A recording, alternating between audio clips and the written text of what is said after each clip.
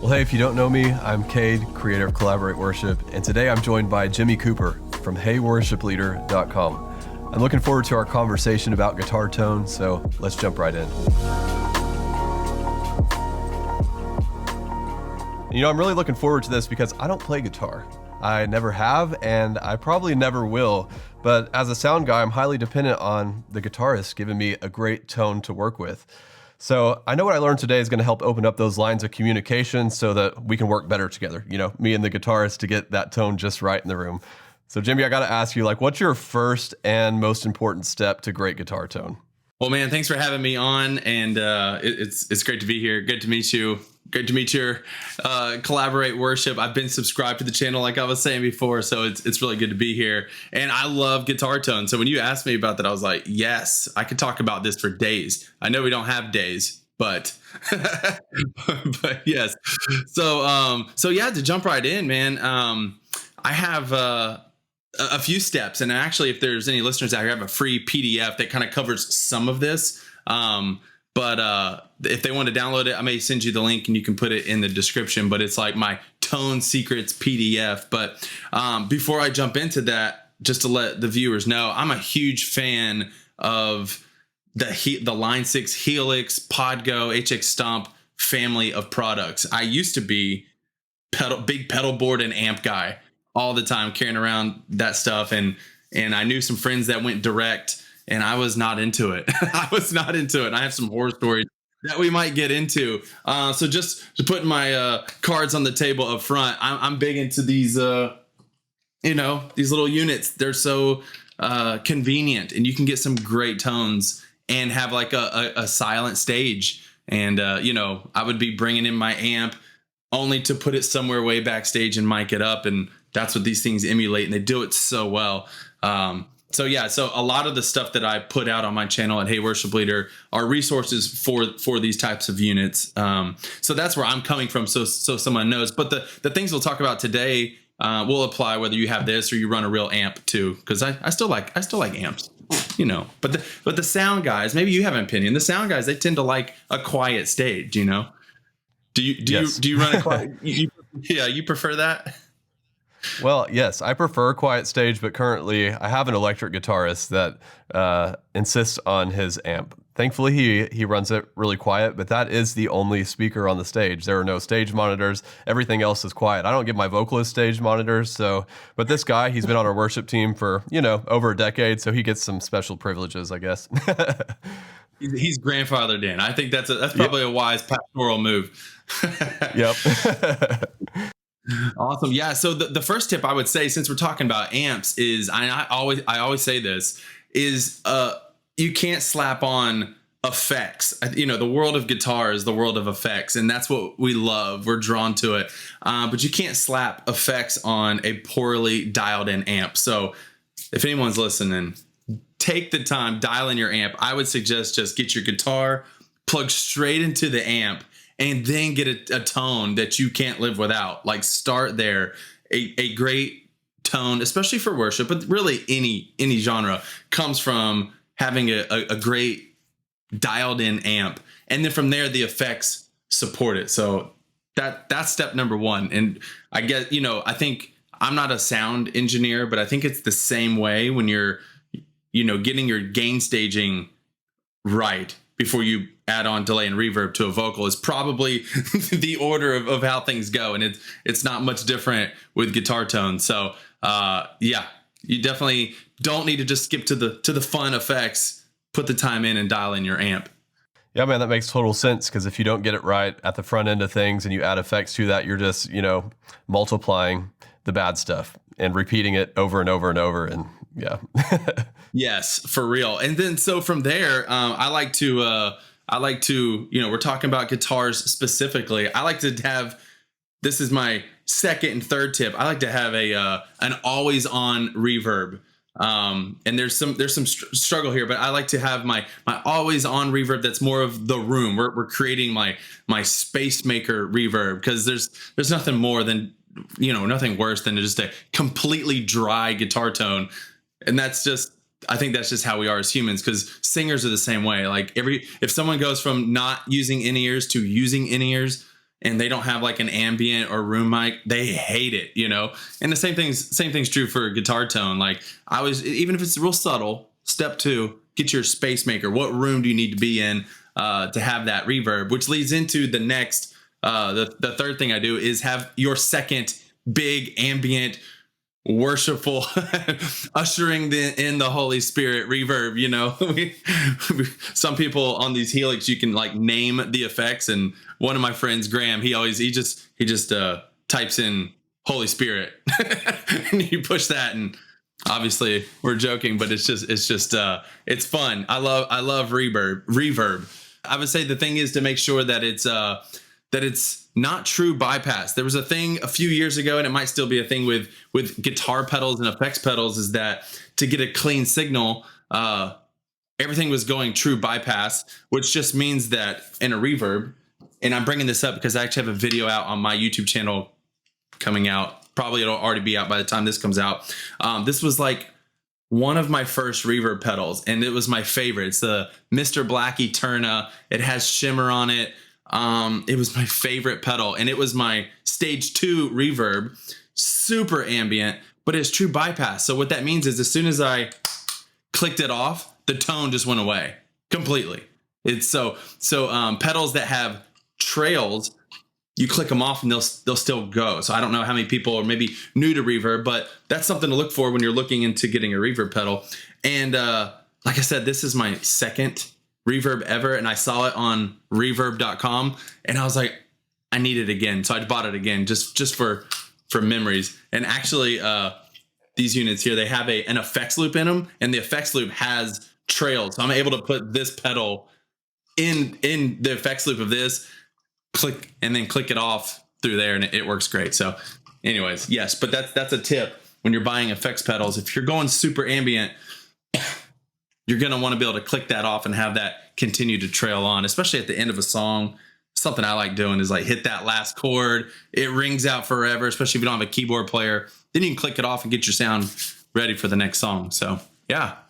Yeah, man, that's good stuff. But before I get into the next question, just want to ask if you're enjoying this video, let us know with a like, because that's just a simple way that you can help the guys and gals just like you get their eyes on this video and help them discover this video. So go ahead, smash that like button. All right, so I've got to know about this gear situation. You've touched on it a little bit already. Why do electric guitarists show up with like 4,000 pedals? And I got to know, is it even necessary? Because I always find myself wondering that when they're carrying in their pedal board and, you know, their guns are really like popping out because their pedal board's so heavy. Is all that necessary? Oh, man. That's a tough question. It depends on who you ask. Because a few years ago, I would say yes, it's necessary. But now I'm totally into the minimalism phase. So this is my new pedal board. I went from a huge pedal board to just a little mini board that I can pick up with one hand, and it's my amp and everything. So my amp is here. I just have a few other pedals that I don't even really need, but like I said, I'm coming from the old school. I love pedals. So I love tweaking with some other things. I got MIDI stuff going on, but the fact that I can just sit here with one hand and hold this pedal board and it's my amp has just changed me. I'm getting old. I don't know how old you are, but I just turned 38, and I don't need to be carrying all kinds of gear anymore. And the thing is you have a guitar, a heavy pedal board, and then you still got to go run all the way back to your car to get your amp. That's not my life anymore. So I would say no, we do not need all those pedals anymore. You can run direct, have a clean stage, have all the effects. I mean, individual pedals are fun, but they're expensive for one. And then once you buy it, like that's the one effect. But with these all-in one units, I've had access to effects that I've never purchased individually to know if I like them or not. And it's great. So no, you don't need all those pedals, I would say, anymore. But it is fun. It's fun. You know, I know that guitar players are pretty opinionated people. At least that's been my experience through the years. So I can just hear them now like, heresy. You've got to have all the pedals. But you know what? Whether you agree with Jimmy or not, I want to know in the comments. Like, drop in the comments if you're a guitar player. Just let me know. Do you have the big old pedal board, or do you like the simple effect? We'll just take a little poll down in the comments. But I think you've already answered my next question. But if you had to pick one pedal, like what is the perfect blend between budget and quality? Yeah, I think that's a great question. And yes, I do want people to answer in the comments, because I'm interested to know how many people are still like big pedal boards, amps, and stuff. But yeah, if I would pick one pedal, it would be finding some way that I could go direct with an amp now.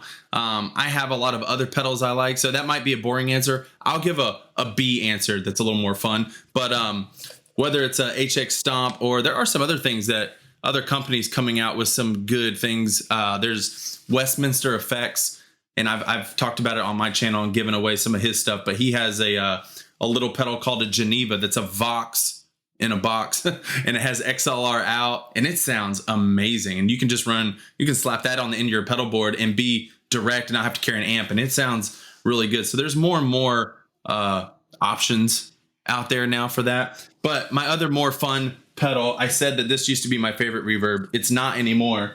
Might be hard to see because my board's all blacked out, but this pedal right here is the Jet Pedals Revelation Stereo Reverb, and it's MIDI controlled. This thing is amazing. You can store like 128 presets, but it's also small, so it's not massive like the Strymon Big Sky, which that's an amazing pedal too. But that's probably my new favorite pedal. Awesome. So I'm curious, I don't know anything about this stuff really as far as costs and stuff goes. So that pedal that's on your desk that you keep holding up, the Stomp, the HX Stomp, or whatever you're calling it, like how much is that thing?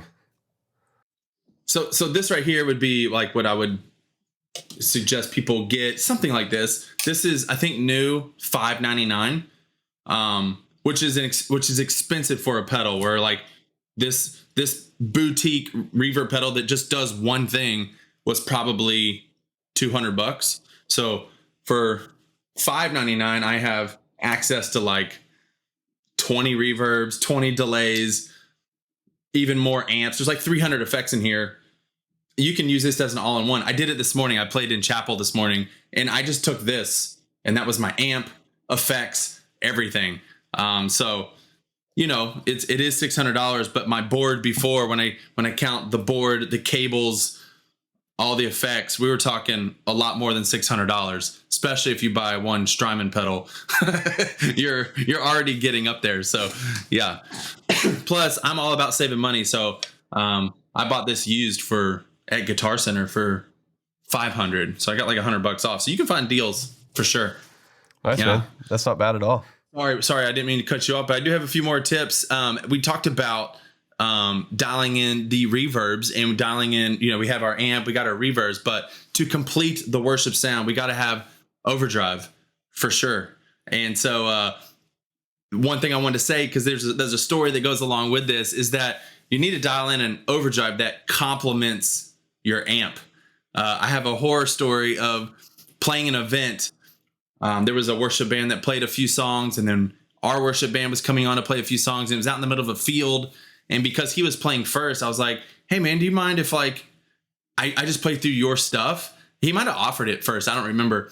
And back then I had a big old amp and a big pedal board, and he had a direct, it's before the Helix came out, so it's probably like the HD 500 or something.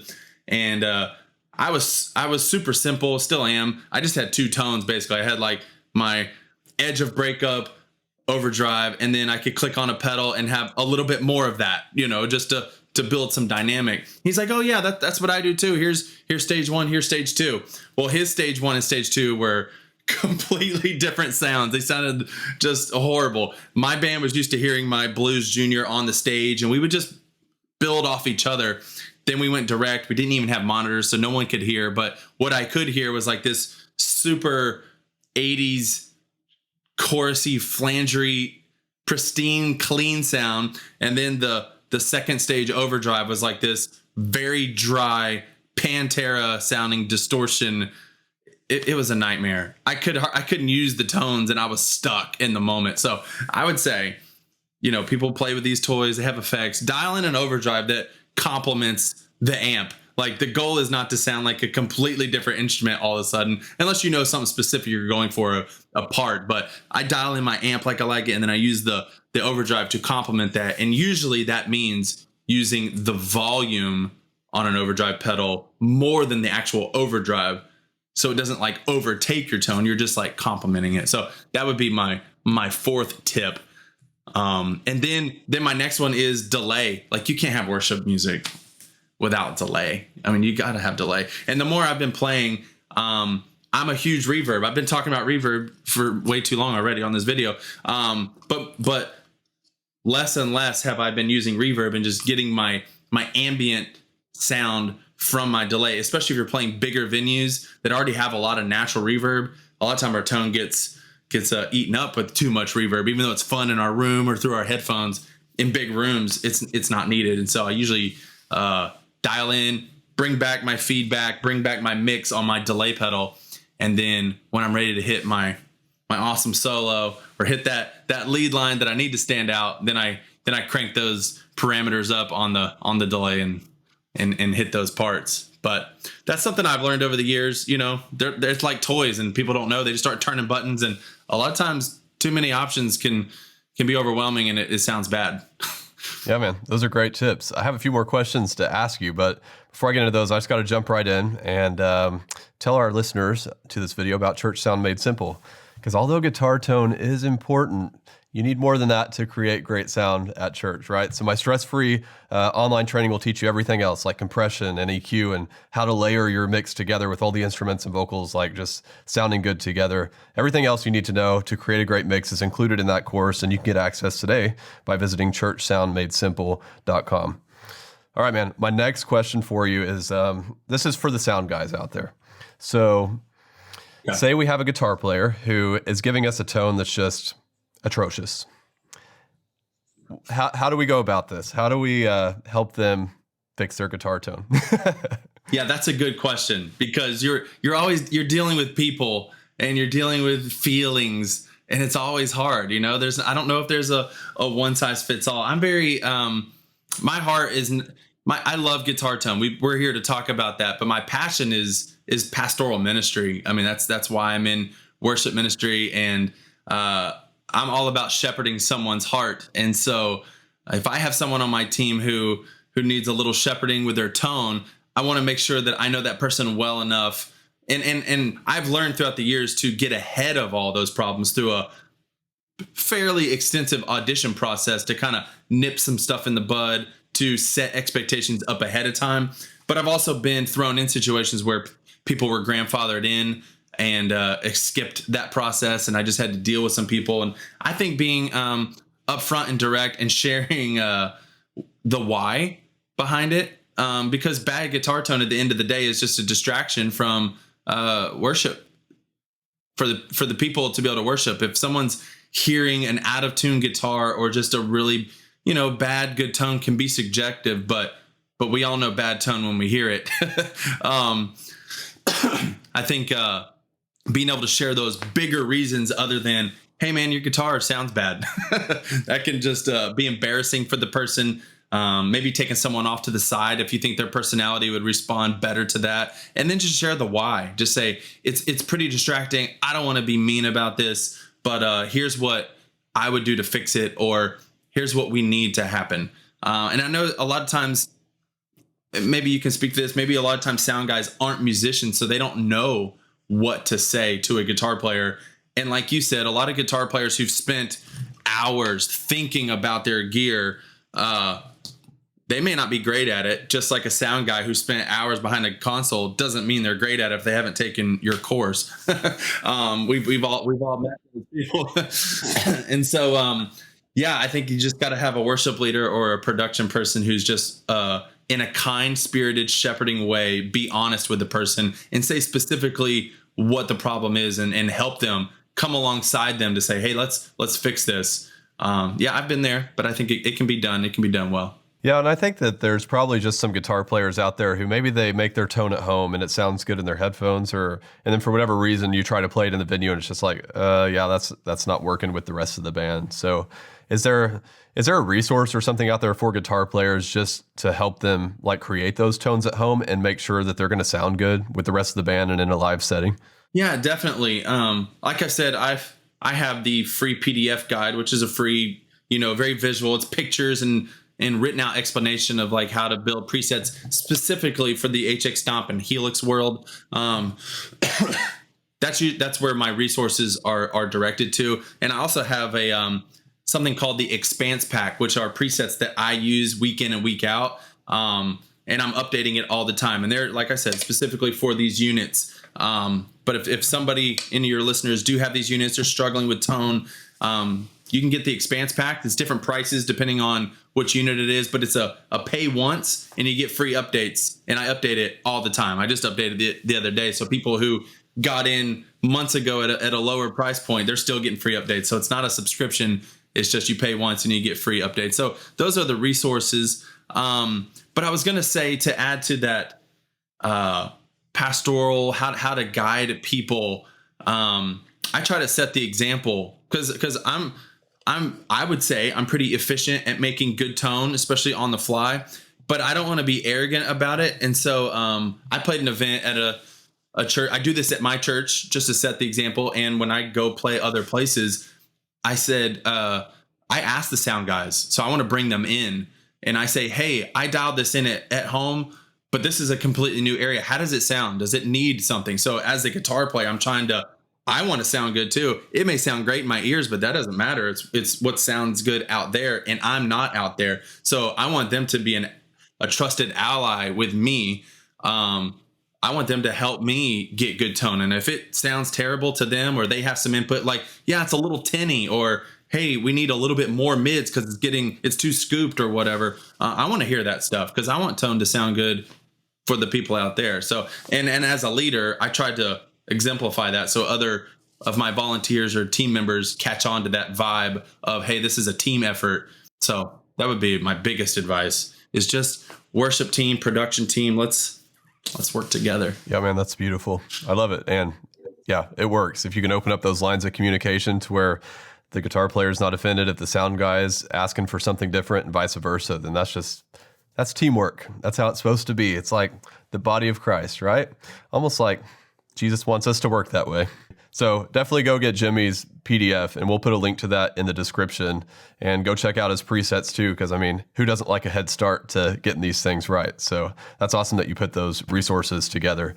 Any last words before we close down this video? No, I think that's good. I did have one more bonus tip. If somebody is sitting here watching this video and they're like, I need one more piece of tone tip, nugget, wisdom, something I like to do. And this is, maybe you could speak to this as a sound person too, but I like to use and I would have never had this before unless I had the Helix or the HX Stomp, because it's not an effect I ever purchased before. But having a pitch shift pedal or an effect can really help bring out like a lead line that needs to stick out. So here's a mistake I see a lot of beginners make, is that their rhythm tone does not need to stick out. You know, their rhythm is just to blend in with the band. But then when it's time for their solo, what they do is they kick on more overdrive or distortion that usually kicks in a little more volume. But what it also does is it adds more compression and saturation. And sometimes that does not help stick out in the mix. That actually brings your tone and squashes it. And so what I like to do is add, sometimes when I'll boost volume rather than gain, and actually sometimes bring down my gain and add something like a blended. So what I like to do is I'll go up an octave and blend it like 50% and maybe back off a little bit if I feel like it's too much. And it adds like this nice top shimmer that you don't really know you're hearing a pitch. It just helps it cut through the mix during that solo, during that lead line, without adding just more compression. A lot of worship leaders or guys who play lead guitar will have like 5 stages of gain, 5 overdrive pedals, and you can dial those in properly, but a lot of times they don't, and they're just adding more and more compression on top of compression, and it just bogs down. They don't know why their tone is bad. More overdrive is not always the answer to sticking out in a mix. So little last bonus tip for you there. Don't add a bunch of drive, and maybe use a pitch shifting effect to just add a little bit of sparkle so you can stand out in the mix. Awesome, man. Well, thanks, Jimmy, so much for sharing your wisdom today on guitar tone. It was just awesome. And to everybody who's listening and everybody who's watching, if you enjoyed this video, be sure to give it a like and subscribe so that you can see future videos like this. Don't forget to check out Church Sound Made Simple, and also get that PDF and check out those presets. All those links are going to be in the description. We'll see you next time.